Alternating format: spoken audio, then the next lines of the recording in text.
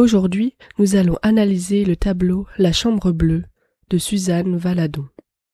Née Marie-Clémentine Valadon en 1865, elle était une artiste autodidacte et pionnière de l'art moderne. Elle est connue pour avoir révolutionné le regard sur le nu féminin.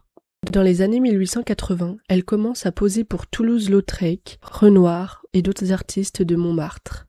Immergée dans le bouillonnement de ce milieu de bohème, elle se met à peindre en observant les autres.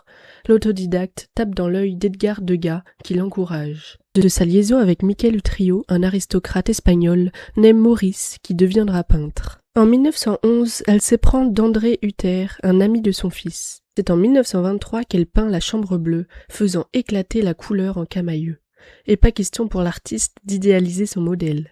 Libre, fumeuse, la femme ne nous regarde pas, elle se suffit à elle-même. Suzanne Valadon meurt en 1938 d'une attaque, laissant près de 500 toiles et 300 dessins. Une source d'inspiration pour les féministes. Parce qu'elle s'affranchit des carcans de la peinture classique, cette œuvre est féministe avant l'heure.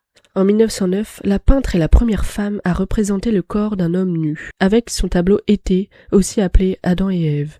Une toile si importante qu'une américaine, Betty Tompkins, l'a réinterprétée en 2018 à l'aune de notre époque.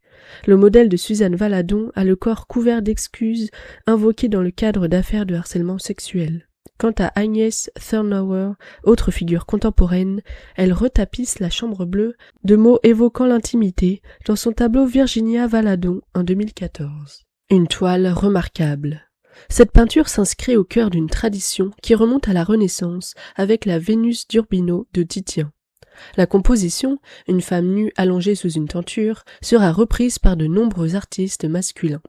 Elle inspire notamment Édouard Manet, qui fait scandale en 1865 avec son Olympia en remplaçant Vénus par une prostituée.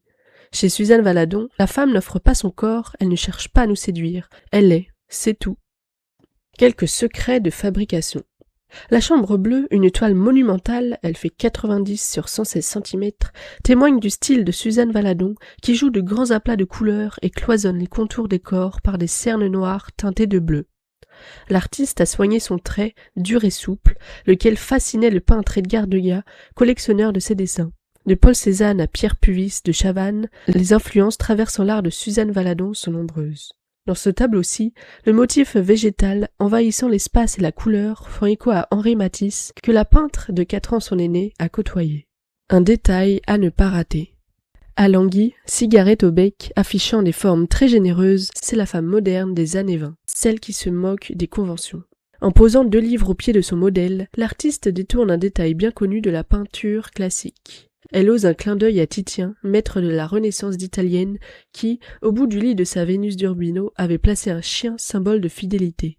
La peintre substitue à l'animal des ouvrages reliés. Elle privilégie le savoir, la connaissance, signant ainsi son tableau comme un manifeste d'émancipation.